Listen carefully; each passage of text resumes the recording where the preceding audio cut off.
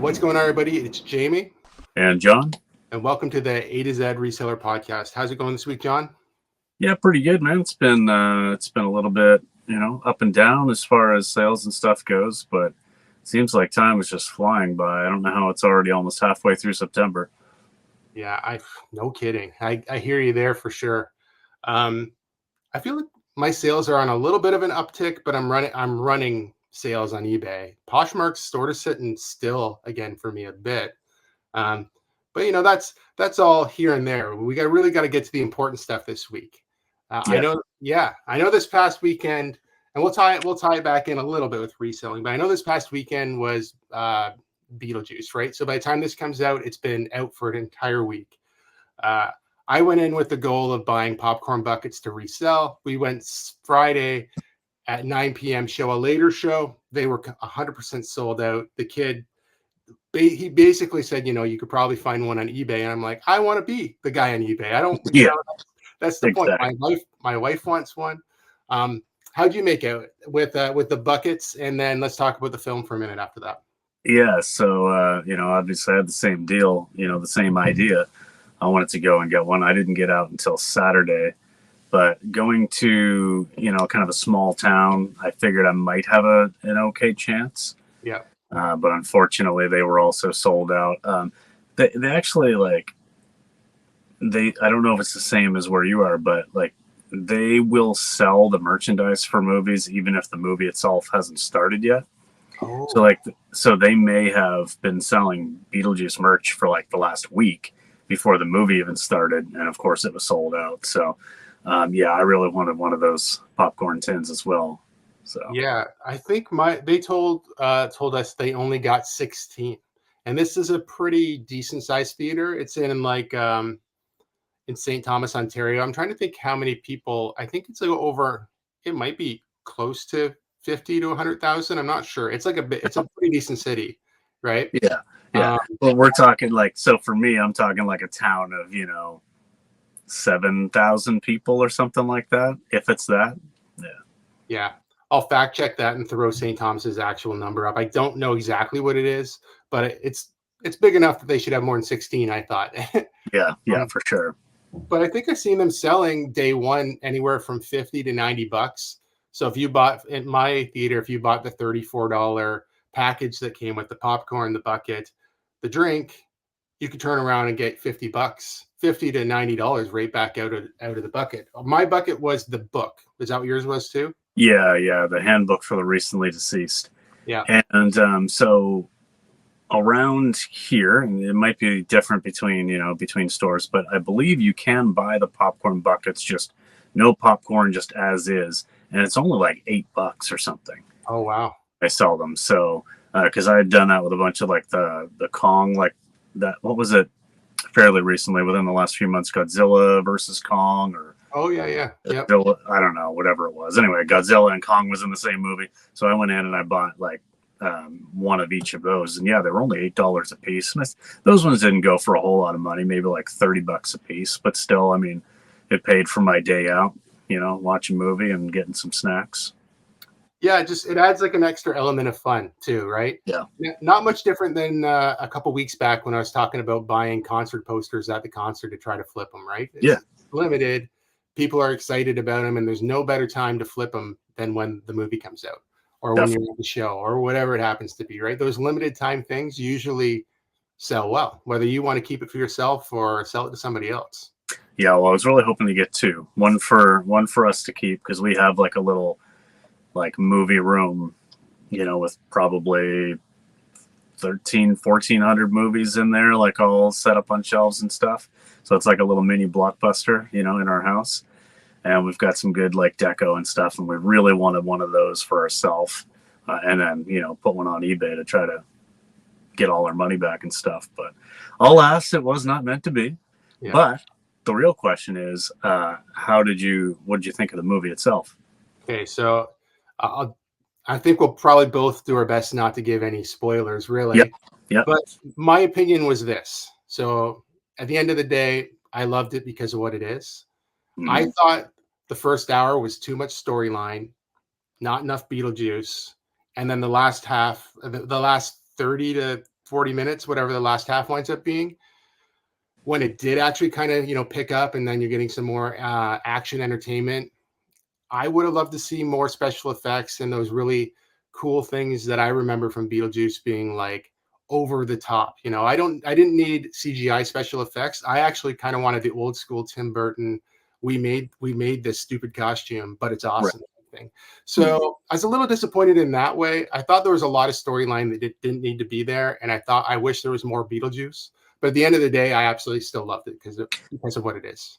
Okay, I'm right there with you. I really liked it, but yeah, I would agree that it felt a little bit busy at times. It felt like maybe, if they had like 4 or 5 different storylines going on that were kind of going on throughout the movie, they probably would have been better off with just 2 or 3. But I mean, it was really cool to have a sequel of that after what, 35, 36 years. I mean, and we had watched the first one the night before and then, watched it the next day. So it was really fresh in our minds. So maybe it was a little bit easier to have a little bit of too much comparison or be a little too critical of it. But yeah, I mean, I thought it was fun. It was a little more geared for today's audiences, I think, with Sure. our society's a little bit more ADHD than we were growing up, probably. But yeah, I mean, it was good. I liked it. Yeah. I mean, Keaton is what, 70 now? He's got to be close to 70. Yeah, and so is Catherine O'Hara. She was 70 this year. So Yeah. yeah, I mean, they came back, and I think they all did a good job. And I mean, I'm not like some huge Jenna Ortega fanboy, but I think she's good in whatever she does. And I really didn't like the Wednesday show that much, only because I felt it was maybe a little bit for more younger audiences. But I mean, she was good in it, and she was good in this too. So yeah, it added another element. Next generation. That was cool. Yeah. I think I did like the Wednesday show, but I watched it with in a group of people. So with younger people too, that was sort of just something we did together, right? Niece and nephew and my wife, and it was enjoyable. But I actually think Jennifer Ortega, or is that her actual name? That's how much I know about her. Jenna Ortega, I think. Yeah, something, whatever. I bet you she had a pretty big um, part in bringing this to life, right? Because she's so popular right now. Got that kind of goth look, and I think she's got a thing going with that whole production crew. I think she probably had something to do with this coming to life, to be honest. Yeah, for sure. Well, I mean, it seems to have done well. Like they had a great opening weekend. Yeah, 110 or 120 million or something opening weekend. nice. Can't complain. Yeah, no, absolutely not. Yeah. My sales numbers were nowhere close to that. No, no, me neither. Not even close. But yeah. So if anybody did see the movie, let us know in the comments below what you thought. If you think we're kind of accurate, or if you think we're way off, or if you think it's absolute garbage. But some other things, I guess, happened last week. If we're going to stay outside of the realm of reselling just for a second, did you see Linkin Park came back out with a new singer? I did. That was interesting. I knew that it was going to happen because I saw, a few days before that they had like this countdown or whatever, and they announced that it was going to happen. I got to be honest, like, she is a good singer, and I've listened to a little bit of her work with her other band, whose name I'm forgetting now. Dead Sarah, I think. Yeah, Dead Sarah. And I mean, I think she's a great singer, and it's a good sound. It's always difficult to decide whether it's like, oh, this is too different from what it was, so it's it's not the same, or if I just need to respect that it's just a new direction. I mean, it's like, it might be a little bit easier for me to accept the new singer and accept the new direction and just kind of be okay with it, because I mean, like, the new song and stuff, I mean, it sounds good, you know what I mean? But like, I kind of felt the same way with Alice in Chains. Like, Alice in Chains is one of my favorite bands of all time. Lane Staley was one of my favorite vocalists of all time. Like, him and Chris Cornell are at the top. So, obviously, anytime a band loses their lead singer and then, tries to come out and do something new with somebody else, it is different. And it was hard for me to accept new Alice in Chains at first. But you know what? You just got to get over it. And for me, I was able to kind of appreciate that, like, these are artists doing artistic things, and they're just trying to move on and continue doing what they love. So yeah, that's kind of where I'm at. Yeah, What do you think? I really enjoyed it. I've always liked Linkin Park. I'm also kind of curious what happens now to their old merch. Does it go up in value? I almost guarantee it does. Um, but as far as the new singer goes, yeah, I don't have a problem with the new singer. And the same thing, I went and seen Alice in Chains with their new singer. If you look on stage, it's clearly a totally different person. Looks nothing like him. I think Yeah. the guy's actually from Africa or something, right? Like it's Yeah. crazy. But if you close your eyes and listen, it sounds great. And even though this is a female vocalist, I think a lot of times her vocals were pretty good, to be Yeah. honest. But yeah, I just thought that was pretty cool because that's like sort of our generation. That was a big band, right? Like, I Yeah. mean, wasn't necessarily my favorite band, but they were, always in there with the stuff I was listening to, and they were relevant. I just Yeah. thought it was cool that they're, trying to bring it back a little bit. Yeah, definitely. No, and like same deal. I mean, they were new when I was a teen, and they were big. It's not a band that I like followed through all the years, and had on heavy repeat in the last 20 years. But I mean, it is cool to see these musicians be able to carry on and continue going. So yeah, I mean, I don't think they deserve all the hate they've gotten from some outlets, but also I've seen a lot of support. So I mean, I think it was going to be a polarizing choice, I think, to continue on with a new singer, and probably especially going with a female singer, just because it is such a different sound. But I mean, whatever, that's their choice, right? Yeah. And just on a side note, I went back and deep dived Dead Sarah a little bit. She does an amazing, it's a trio, which is cool too. If you listen to the sound, they do an amazing cover of Heart Shaped Box, and they I heard, do, yeah, yeah, and they do a Rage Against the Machine cover too. That's pretty awesome. So cool to check out for sure. yeah.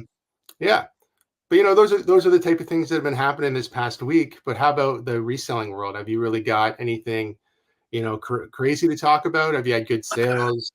I know we didn't get into your booth last time, which I do want to talk about this time because I think you decided.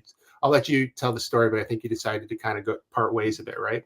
Yeah, so I decided to just kind of not renew for September, and um, I went and watched Beetlejuice instead. But Good choice. no, I mean, it was like it was one of those things where I probably would have continued to sell enough stuff that have been like, yeah, overall it's worth it. I made some money, but it wasn't quite where I thought it was going to be. I was selling some video game stuff, but I'd already made some good connections with people. So like since then I've already sold just Sunday. We're filming this on a Tuesday.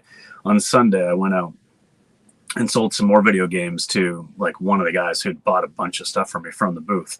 So like I've kind of already made those good connections with a lot of like video game people in the area from it. And I was like, I don't really feel like I want to just keep my stuff here. And it was also a big pain too, because I couldn't just go and access it like 24/7, like I can with my storage unit or whatever. So if I did post something to eBay and it sold, but it was down in my booth, I had to wait like a couple nights a week that I could go and pick it up so I could mail it out. I don't know. I felt like the time was done. It was good, but it just wasn't quite where I wanted it to be or needed it to be. So overall, though, I mean, outside of the booth, the sales, I did have an extremely good week last week. It ended up being one of my best weeks of 2024. But of course, a lot of that was selling video game things as well, which is eventually going to run out because I'm just selling in my own collection. And then this past few days or whatever has been down a little bit, but I will something else that we'll talk about, but maybe I'll just save it for a little bit later, is an issue that I realized on eBay quite accidentally today that I think may have affected a bunch of my sales. There was something that I went in with the shipping that I had to correct on a very large number of listings, and I don't even think I got them all. So yeah. So long-winded way of saying booth is done. Sales kind of dipped back down a little bit, but I think I might have figured out what some of the problem was. How's your week been so far? Yeah, good. Yeah, it seems like the booth, maybe that type of style would be a bit of a time suck, and I can understand not wanting to dedicate that so much time just into that, right? Especially when the payout's not exactly what you're hoping for. But yeah, I think sales have been good. I kicked off the beginning. I haven't got my statement from all the month, but I know the antique booth for me, I kicked off with $100 sale like day one, which I haven't had too many sales of $100. So to start there is good. I've heard this is an okay month, but October through January is much better. So I'm really excited to see where that does go. But that's totally different, right? Because I just take my stuff there, price it, and leave it. Yeah. I'm paying a 10% commission on top of my rent. So there's that part of it that's meh. But they're also dealing with much like eBay, they pay the HST for you. You don't worry about that. The money you come in is just your income. You don't have to like figure that out. You still have to pay income tax or whatever on it. You know, Right. if you're doing things the right way, you should pay income tax on all of the money that you make. But you know, that's to each their own. You can do whatever you want. Like I said earlier, Poshmark I found to be a little slower this last little bit, and then eBay's been picking up, but I've been running 20% and 10% off sales. Did you get your sales going? I know last time we talked about it and it triggered. Yeah. Oh yeah, that I'd completely forgotten to finish doing that. Well, no, actually, I didn't. So all right, so yeah, we're talking about it, and we're like, yeah, that's right. I was going to do sales, and I went in there and I drafted one, and I never got it finished. And it was my intention to go right after that. Like, well, I had something else I needed to do, but then right after that, that same evening after we filmed our last podcast, I was going to go in and set up those sales and get everything. Yeah. Well, guess what didn't happen. I suck at this, man. Like I am not good at this sometimes. So no, I did not. But my plan is, and hopefully that means that this evening I will go in and I'm going to run pretty aggressive sales on old stock, except for maybe some like upcoming seasonal things I might exclude from it. But I'm going to run very aggressive, like 40 to 50% off on some old stock that I really just don't even care about as break even at this point, and just give it a chance just to liquidate it. Mostly so that I can just send it out to somebody who can be happy with it, and I don't have to like donate it or something like that. No, and I might do like some lower tier stuff as well, like some 20 or 25%. But yeah, I find on stuff that's already pretty cheap, I don't like to give huge discounts on. So we're actually going away, doing like a mini trip to Florida here, which my birthday's the 18th. We'll actually be back the day before my birthday, but we're going away doing like a little 4 or 5 day kind of trip. It's just kind of really crammed, a lot of stuff crammed in there really quick. I'm sure it'll feel not like a vacation, to be honest. We're doing so much stuff. I'll come back and feel terrible, but it'll be a lot of fun. When I get back, though, I kind of plan on, I might not source, and I might just go back through all of my eBay listings. I'm going to put some serious thought while I'm away. I'm thinking about changing every single listing to US dollars, but keeping the same account. So I'll just list on .com. I talked about doing this once before, and then a friend had said, hey, don't bother, just start listing on .com. And then I'm like, should I do that? But I didn't do that. I really do feel like there's probably not too much bad that can happen. The worst thing that could happen for me if I did that, I suppose, is that if Stallion Express went away and then all of a sudden I have all this stuff and I have to use Canada Post, then I'd have to switch it back to .ca, because when you switch it to .com, your shipping option, I'll have to look. I shouldn't say this for sure, but I know like if I have an American account that's just video games, it's that one shows that I live in, I think, Buffalo, New York, because that's where my shipments go to. Those ones I just get USPS labels. I can't get Canada Post. So I don't know if I switch all mine over to US dollars. I don't know if I'll still have access to Canada Post through eBay. But that's what I think I'm going to do. I want to switch all of my listings to US dollars to see, because I feel like there's a big confusion a lot of times with people when they're looking at stuff from the States anyway. And I think it'll be a good opportunity for me to actually cut ties with some stuff that I actually don't want. I don't think I'll just donate it. I think I'll probably, throw stuff in the booth. I might do some different like Facebook sales, but I really just want to clean everything up the best that I can. And then all the sourcing I do is going to be probably looking for stuff that's brand new, basically Christmas type items. So I can get anything like that listed. I'm just trying to stay away from the cheaper stuff for a little bit till I get everything figured out. But I don't know. That's what I'm thinking about doing. It's just such a commitment. But Yeah. it is and it isn't, right? Like I could spend 8 hours a day here and just stay in here and go through. It just gets boring after a while. I mean, luckily I've got a TV in front of me. I can throw Netflix on. I'd love to right now just go and binge watch like all the Star Wars movies, maybe even like in the proper order. Do something like that. That'd just be fun. The problem there is then you start watching the movie and then you stop working. But that's that's sort of the plan, though. Yeah. Yeah. No, that's pretty cool. I mean, it is a big task, but if the payoff is there, I mean, you got to think about it like, so let's say it took however long it takes. I mean, maybe it takes 8 hours to do the whole thing or something. Or maybe it takes longer than that. But let's just say you put in 8 hours, but, then forever from that point forward, you're earning, say, 10% more revenue or whatever it is, right? Like, clearly that time invested is worth it if then you're going to have a continuous and constant improved effect from that. Like it does kind of suck, but it's kind of like putting in the training. If you're training for a marathon or something, like, yeah, you got to put in all of that work up front, but then the payoff is race day. Like, oh, look, now I forever have run a marathon at this particular time, and I've got my personal record or something like that. So yeah, I mean, it's it is tricky. I'll just say I got a TV in front of me here as well. Like this, I'm sitting at my workstation right now. So I've got a laptop and a couple monitors, and I got my TV up in front of me. And I do find sometimes I'll put something on just to kind of like, kill the time, like something just mindless, like Scrubs or something, just run through like a sitcom like that.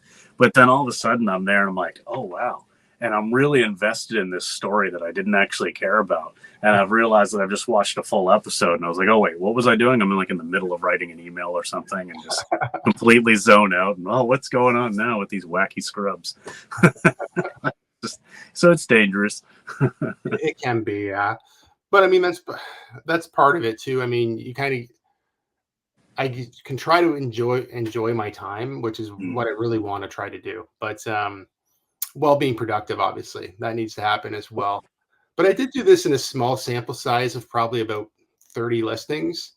I definitely noticed a lot more eyes on stuff. The other thing that I want to do when I switch over to this .com and go to all US dollars is I'm going to take all my lower dollar items. So anything under $50, I'll probably set a threshold of $50. It might be 30. I don't know. Right. I'm going to turn offers off for those. Might even be 20. I don't really know, but I think the cheap items that are up there for a decent price, you can be a watcher and I can send an offer, but I'm just tired of like, give me this for free offers. And that's probably the only way you can stop it. When you have something listed for $80 or $100 and somebody offers you 60, 70, and you can kind of come to an agreement and you only got $5 to $10 in it doesn't seem so bad, but yeah, for sure. No, that's a good idea. And I think that makes sense. And I mean, it's not like they can't still message you and be like, hey, would you take, $15 on this $20 item or something? And if that's the case, then, I mean, you can either turn offers on and let them send an offer, or maybe you have the opportunity to send them one, or maybe you just revise the price down so they can buy it. At least it gives you some control, but it does eliminate that automatic pain in the butt of just receiving like $8 offers on $20 items. Yeah, and those people are usually going to be a nuisance in the end too. But yeah, so that's sort of where my mind's headed into the maybe all of next month. But so you kind of touched on it there. What was the shipping issue you had setting up in your eBay store? All right. So recently, when I say I'm selling a t-shirt on eBay, I give an option for letter mail and I give an option for like an actual tracked, expedited parcel through Canada Post. And then to the US,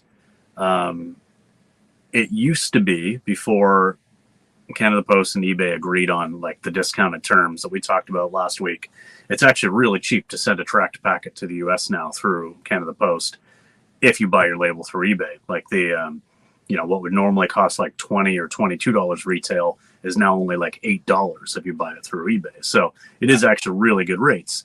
But it used to be that small packet air, which is untracked, used to be a decent amount cheaper than tracked packet because it's, you know, it's not tracked. It's less of a service. So a bunch of my older listings would have letter mail option if it was small enough and could fit, expedited parcel within Canada, and then small packet air to the US and tracked packet to the US. So basically 4 different options. What has happened at some point, which I didn't realize, between the, I mean, it might have been going on for a long time now, like almost 6 months, and I didn't even realize it. But for whatever reason, now that things are permanently cheaper for those US labels on eBay, it is still showing the small packet air as the first option to US buyers, even though it costs more and isn't even tracked. So like, you know, buyers are seeing that it costs them $13.50 for shipping when actually it would only cost $8 or something.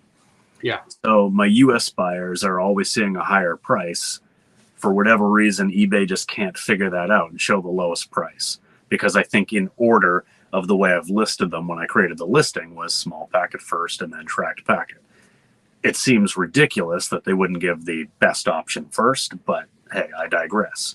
What also happened is that on the Canadian side of things and all my shipping listings, I was going in to revise some listings today, and it was asking me to please provide shipping for your item. What are you talking about? Please provide shipping.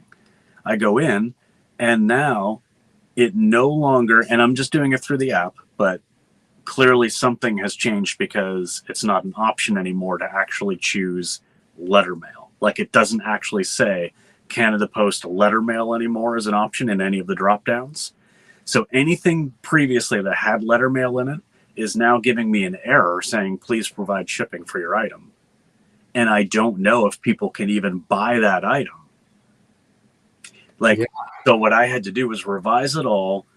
Had to like mess around and delete out the options that I already had there, and then go in. And because I still wanted to, you know, offer that, I had to go in and just choose like economy shipping as one of the options and put in the flat rate that I was going to charge them, like $3.99 or something like that. And then add back in expedited parcel as the second option, which is fine. But I don't even know if people could buy that item all along because it said, please provide shipping for your item. So like, it might have been a case where, you know, someone was trying to buy it, but it wouldn't let them check out. You know, like it might have just been giving them errors. Sales were way down over the summer, but probably mostly due to summer slowdown. But I mean, I don't know. I don't know if it was even worse than that. Maybe it wasn't even giving them the option, right? But in any case, it wasn't giving them the cheap option. Like, they couldn't go in and buy a t-shirt and then pay $4 for shipping and me send it untracked, because that option just didn't even exist anymore. It was deleted out. And I had no way of even knowing that. So huge pain in the ass. So I went in and I went through something like 300 listings today. Ooh. And had to like manually add back in, you know, an economy option or take it away and you know, just do the expedited parcel. But yeah, that'd be tricky too, because you physically need to look at it, right? Because you could bulk edit, but you'd have to know that that one was part of it. Yeah, that's hard. That sucks for sure. I know I do still have letter mail options, but mine, because I use flat, you're using calculated still, right? So like, or for that, is it flat? Because I think, well, for that it is flat. Okay. But the problem was, it used to say as one of the options under the flat rate options, it used to say Canada Post letter mail. Now that option is not even there. Okay, I should go back and look too, because that's a good possibility. I have sold a video game last week that I sent out with stamps, but who knows? I may have it listed different. But for the most part, a lot of those type of games go to the US, and it cost me. I just did one actually. I did a lot of Madonna cassette tapes. There's like 3 cassette tapes, but they still went out in what would be similar to letter mail, and it was like $5.49, something like that. So, right, like their media mail or whatever. Well, it's not media. No, it's I don't know what it is. Okay, well, whatever. It was Brown Select. Now it's something. They've changed the names of all their things. Oh, right. Ground advantage or something. Well, no, the ground advantage is a little more than that. I don't know. Ground advantage is actually kind of the expensive option. Oh, However, it's much like in Canada, Poshmark gives you ground advantage because it covers up to almost like 5 pounds or something like that. okay. Where like same thing, like I'm sure Canada Post and Poshmark Canada probably expedited parcels probably not the cheapest way to go. They just have a deal with that, right? So Yeah. for something similar, I'm sure. Yeah. Yeah. Well, no, yeah. So, I mean, it was just one of these things where it's like, man, I don't understand how I could have, at this point, like 800 active listings and maybe 300 or 400 of them be impacted where one of my shipping options no longer even exists on the platform. Yeah. And I don't get any kind of a notification about it. It's like, hey, this platform no longer supports the shipping option you have in half of your listings. We're not going to tell you. That's wild. That's wild. I do remember people talking about that, about the letter mail thing, but it might have been. Now, this is just me guessing. I'm not saying this is where I heard it, but I would assume the most Canadian content I normally consume is my buddy Scott sells stuff. I'll watch his actual videos, but he doesn't normally talk about policy a lot in there. But on a Sunday night show, people typically do, or on the podcast he has with Carl, the Lazy Reseller. A lot of times they'll talk about those type of things. But other than that, it's the Canadian content I usually watch doesn't normally talk too much about policies and stuff, which probably would be important. It's a very, if you started just talking about eBay policies and Poshmark policies for Canada, man, I couldn't imagine like how many people wouldn't watch. There are lots of people who would absolutely love that content because it's good information for you. Right. But it would be so limited who would actually watch something like that, right? Well, yeah, because there's like 50 of us who actually resell in Canada who produce content. Like it some days. I mean, I'm sure it's more than that, but like, yeah, we're definitely a much smaller audience than, your US resellers or whatever. But yeah, so anyway, I'm hoping that I can go in there and find them all and fix them all, and then hopefully see a positive impact to my sales. I would be really, really upset to find out that in fact people could not buy my items because there wasn't a valid shipping option for them or something. Yeah. And that there was no way for me to have been notified or something. But at the same time, whatever, I got to just fix it and move on. But yeah, it's just, if anything, a good reminder to, every now and then go in and just look at a handful of your listings and just double check them and make sure everything looks good. Yeah, I think that's always a good idea, and something we probably don't do until something bad happens, and then like you said, then you realize, okay, this is going to be a little bit of work. So I'll give you time for a minute to think about your sale of the week. I already got it. Oh, you already got it. Okay, I wanted to tell you something else that's going to happen today. Hopefully, if it all works out here. Okay, so you remember the big comic book buy I bought where I bought way too many comic books and I'm swimming in them? Yep. Okay, so I've got a couple bins up here. Okay. That stuff's all listed on eBay. I've got a little box full of ones that need to be graded. I haven't done that yet. I've been going through the other bins. I had two of the great big white kind of banker box things at my booth. Didn't sell them there, so I took them home, but I've got some other stuff there that has sold from that buy. But I threw like a couple of boxes up on Facebook Marketplace and just said, I think it was 3 boxes for $150 or something. So $50 a box. I thought that seemed pretty fair. So I've got lots of people back and forth. This guy yesterday, he's supposed to come today, messaged me and he's like, oh, like I buy these for sure. I'm trying to get into collecting.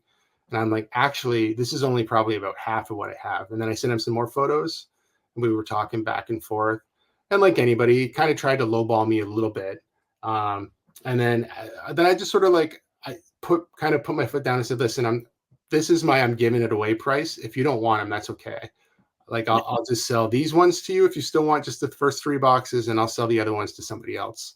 Anyway, we came to an agreement. We'll see when he gets here, if he's got cash or if he even shows up, because Facebook Marketplace, you never know. So I'm talking pre-deal. Yeah. So the stuff that I have left that I don't want, he's willing to pay me what I paid for it originally. I've already sold. I'm going to do an update video. I'm hoping to do an update video where I go back through all my eBay transactions to figure out how much I sold there. how many of the guides, the guides and the bigger, thicker books I've sold at the booth. It's pretty hard to value the 2 bins I have up here because they haven't sold yet, but I can kind of value them roughly. I think it's going to work out to be really good. And when this guy pays me for the stuff that I don't want, I'll be able to take that money and just take that money to get the ones that I want graded, or at least start grading the ones that I want to get graded. So I'm like, oh, this is going to be so good. I don't have to deal with all these $4 comics, $2 comics. I'm also going to get some cash flow that I can put back into this same buy. I don't have to pay out of pocket now to get them graded. So now this thing that's been looming over my head, like I don't know if I should have bought all these because it's a lot. Yep. Is now, if this works out, it should be nothing but positive. But you know, there's always a what if or a question mark anywhere. I send these in to get graded. They could come back with terrible grades, maybe never sell. There's still a lot of question marks, but the fact that I don't have to pay out any more money on my pocket to at least start the next journey or the next part of this, I was pretty happy about that. Yeah, that's pretty cool. I mean, you know, I'm guessing that, you know, if you're getting a nice little piece of cash back here, you know, with what you've sold, I mean, I don't remember what the entire buy was worth, and you're going to do an update video, so you don't need to get into the numbers now or whatever. But I mean, it stands to reason, just from an outsider looking in with limited information, that it turned out to be a good, like a really good buy for you, probably with like hundreds of dollars of profit, if you can get these other ones out of the way and like give them to that collector guy who wants to give you that cash, and then you can be like, okay, nice, now I'm good. That's always a huge relief, and it's the same way with video games, man. Like, you know, you go and you get the big buy, you know all about this, but like so many times I'll do like a big buy where it's like, okay, yes, I'll buy your PS3 and your 80 games. I only want 5 of those games because 75 of them are pure crap, you know. Yeah. But then someone comes along and is like, yeah, man, I'll give you $2 a game for those. It's like, yes, all right, perfect. Yeah. Please, here, quick, take them before you change your mind. Oh, for sure. Video games, though, are typically easier to lot up and get rid of, even in those bundles. But yeah, it's the same idea for sure. Yeah. All right, so sale of the week. Well, yours is going to be these comics if you sell it, but we can't count that. My sale of the week is, and I'll send you the picture here, but it's, I'll see if I can just bring it up. It's this purple, like, women's, and there's a little bit of light in that photo, but this is just like a quilted parka kind of thing. Yeah. It's a new without tags, torrid parka, and it's like got like gold zippers and stuff. It's really, really nice. It had actually sold before on eBay for $40. Someone had sent me an offer quite a bit lower than what I was asking, and it sold for $40, but then they never paid. So it's like, okay, well, I mean, you got to pay for this. And I hounded them for a few days and eventually had to just, mark them as non-payment and cancel the order and relist it. But this sold on Poshmark for $59. So I actually made more money by just relisting it and then selling it on Poshmark. So $59, and that I would have paid. It depends on how they would have rung it up. I don't think they would have charged me for like winter jacket parka because it's not like a heavy jacket. I probably paid about $8.50 for it. Wow, that's pretty good. So $8.50 into $60. Yeah, I can't complain about that at all. Well, you beat me by $1. Oh, nice. I sold for $58 this Brett Favre jersey. That's a Vikings jersey, which is probably the worst team you could have his jersey for. I think I maybe got this from a wholesale buy, probably paid about $10. I'm guessing. I'd have to go back and look. It's so hard. I'm the worst person. And when I'm pulling orders in my own videos, I'm like, I think I got this out of the dumpster behind the Goodwill. Right. I don't always remember, and I know you track all your inventory, so you could probably go back and pull it if you needed to. I'm guessing a lot of times. Sometimes it's really clear where I got it from, and other times I'm like, I don't know, guys. I got this and I sold it. Right. But yeah, happy with that. If you have football stuff, you're a fool not to get it listed. Football's kicked off. People want that stuff. I actually went, before filming this today, to the antique booth in Tillsonburg, which is just another small town. That's where the spa we own is. And I grabbed, I think, about 6 different football jerseys that were there for about $15 a piece, which is like perfect. None of them are like really great names, but they're good teams, and they'll probably still all be worth about $50. So I didn't even look. For $15, I'll buy them, and I know I'll make money. But football stuff right now, if you have it and you don't list it, you're missing out. Yeah, I have a jersey I need to get listed like today. I've had it for a couple of days now, but I actually got it from one of the other vendors at the booth. I was down there clearing out my stuff, and he was there grabbing some things. And I had bought some stuff from him before, like all those PS3 games and stuff. And I think I had talked about it before. There was one in there that I knew was worth a bunch, so I made all my money back on the one game. But anyway, he had some other stuff he wanted to clear out. One of the items he had, for whatever reason, was this John Elway Broncos, or not Broncos, Broncos, I guess it would be.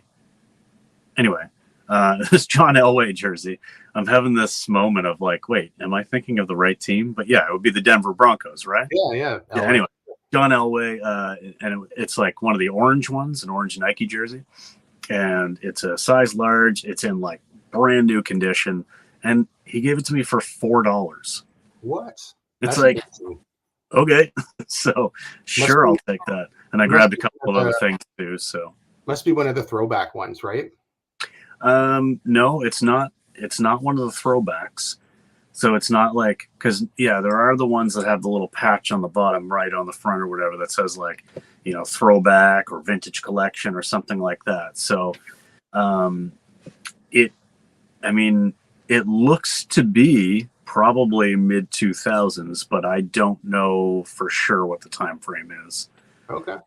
But I looked it up, and it looks like there's some others that look exactly like it that have sold consistently over the last month or so for about $60, $70, $80. So that's kind of the range I'm expecting to get. I'll probably put it up for about like 75, and then if someone offers me $50, I'm going to take it. I paid $4. Yeah, I was thinking when you're talking about it, I was thinking about 80, so 75 right in there. Perfect. Yeah. And I don't think if you put it up at a price like that, I don't even think you'll have to send offers. I think someone will just buy it. Yeah. Here's hoping. Yeah. It's the thing about jerseys always is, if you're worried about them being real, and for the most part, most fakes are pretty bad. You can usually tell that it doesn't look right. So like, if it's a really good fake and somehow it gets past you, you could get in trouble. But I mean, at the same time, as long as you don't try to as long as you don't try to make a bigger deal out of it than it is, it probably wouldn't be that bad. Just, okay, sorry, I thought it was, and take a return. Don't give it to somebody for free. If you thought it was real and they're telling you it's fake, just take it back. Right. But, yeah, exactly. But yeah, you can typically tell, like, stuff doesn't line up right. Like, like Nike's not going to make a jersey with janky stitching in it for sure. Right. Yeah. And their swoosh isn't going to look like a check mark. It's going to be like, there's going to be some angle there. It's not going to just be like a check mark, things will line up. It's not going to say Mike. It's going to say Nike, like, yeah.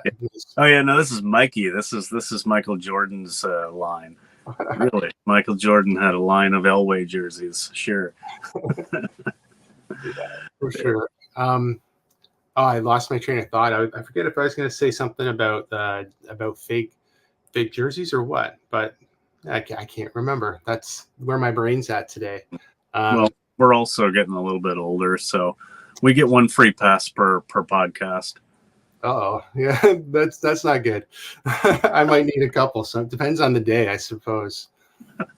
Yeah, so I'm definitely don't like the idea of it, but I think I'm going to slow down on sourcing. I do have a little bit of good news for you, though. So last time I told you that I sent a shipment into Stallion Express that included some cross-border stuff from Poshmark. So this is the stuff you're probably more interested in.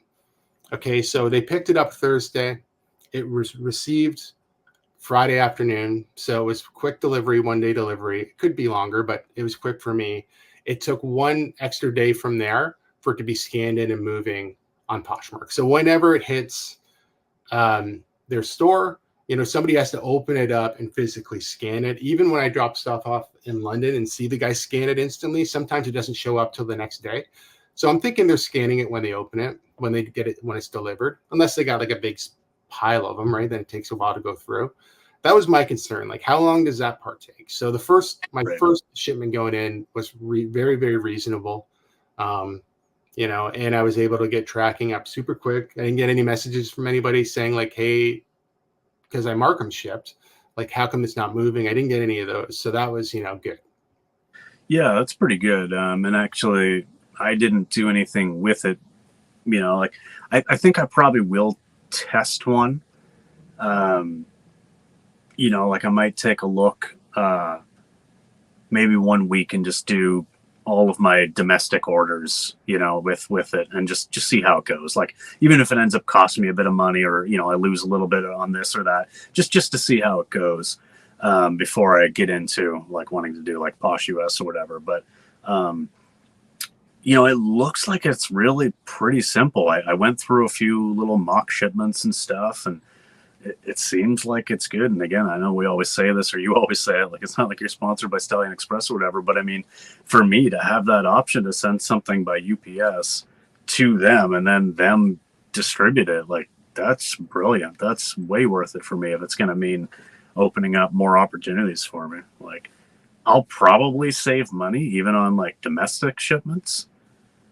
But even if I don't, and I only use it if I open up Posh US, I mean, I can't do it unless I do that. So, like, Yeah. that's worth it to me. Certain ones you really will. Like, you'll see, like, I can ship this for $7-8, and then you see the next option is Canada Post, and it's like $28 or 20 some dollars. You're like, Yeah. okay, there's a big jump there. Those ones are a little eye opening that another company can do it for that. And I think that's good and bad. I mean, the competition for Canada Post, I don't think they're dropping their prices, right? Um, but at some point, do they become not relevant? I guess that's something we'll see over time. I think the government's a big supporter of Canada Post. Yeah. Otherwise, I think left to their own demise, they'd probably be out of business. Yeah, I think so. And I mean, I know they're going through contract negotiations with their union and stuff like that right now as well. So I wouldn't be surprised if we see even more increases in the next 6 months with Canada Post. Yeah. How is it right now with I know we're probably already getting a little long in this one, but how is it right now? Because you do ship with Canada Post on eBay still a lot, right? Do they still charge the gas surplus and all that? They were doing so, it was so heavy. Last time I used it, I was like, wow, it's reasonable. And then they throw that on, tack that in there, and you're like, man, it's like an extra $4 or $5 for gas. Yeah, I don't actually like see that anywhere on on the labels or in the process anywhere. I mean, maybe if I like really dug into it, but I haven't really looked at it. It seems like the rates have gotten way more reasonable. At least to the US they are, because they negotiated that flat discount, like, tracked packet is something like 70% off of retail. So that's really good. So I'll pretty much always just use it to ship to the US.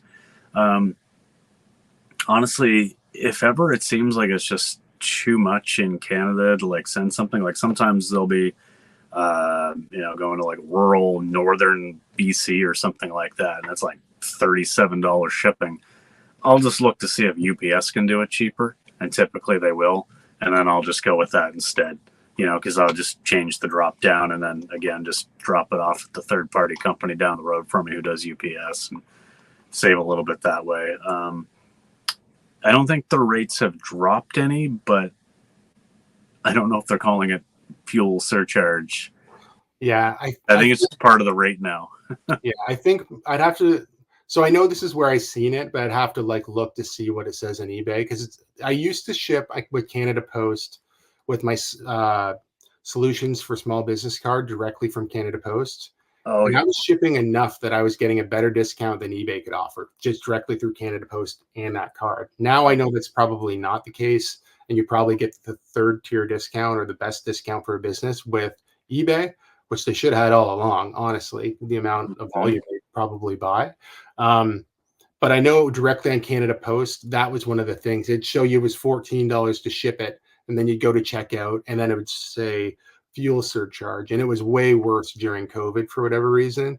Um, But yeah, those were the ones that I do remember seeing. Maybe it wasn't eBay, but I Yeah, thought you showed that as well. I remember seeing that there now that you mention it, like right through their shipping tool on the Yeah, Canada Post website. That's definitely where I would have seen it. And I think that with Net Parcel, that's all carriers and stuff, and I don't think I ever saw anything with them. I think it was only ever when creating a shipment or like even going in to like the find a rate like calculator or whatever on the Canada Post website. Because I think I almost got caught on that a couple of times where it was like, oh, okay, like you do like the whole how much will it cost if I send this to whatever. Like somebody on Facebook Marketplace, contacts me and I'm like, okay, well, what's your postal code? I'll check. And I look and real quickly I see $21. I'll be like, okay, yeah, well, I'll ship it to you for $20 then or something, right? But then when I actually go through with it to the next page, that's where I see the fuel surcharge and then tax on top of that. And all of a sudden it's like $28 or something. I'm like, right. oh, son of a, so yeah, I think you're right. That's where we probably would have seen that. Yeah, that's a lot like trying to book a hotel room. You're like, oh, $150 a night. That sounds great. And then you get to the end and they've charged you another $40 or $50. It's like, wait a minute. Yep. Yeah. Anyway, yeah, I think that's probably gonna wrap this one up. Unless is there anything you want to throw in here at the end? We got lots of Beetlejuice content, so right now we're killing it with that. People, Yeah, we're doing good with Beetlejuice. Yeah, go check it out. It's a good movie. It's worth watching. Other than that, no, I think I'm good. I think I'm good now that I have shipping options on half of my eBay listings and people can actually buy that. Yeah, no, I think I'm good. all right, well, that's important for sure. Beetlejuice. Will there be a third? I guess only time will tell. This time we got off topic, right off the hop. But, I think it was a little bit of fun too. And I don't think there's anything wrong with that at all. If you guys like videos like this, please give it a big thumbs up. If you're not subscribed to the channel, please consider subscribing to more content. I'd love to see this channel hit 100 by the end of the year, 100 subscribers. Will it happen? I don't know. Cross our fingers. We'll see you guys real soon.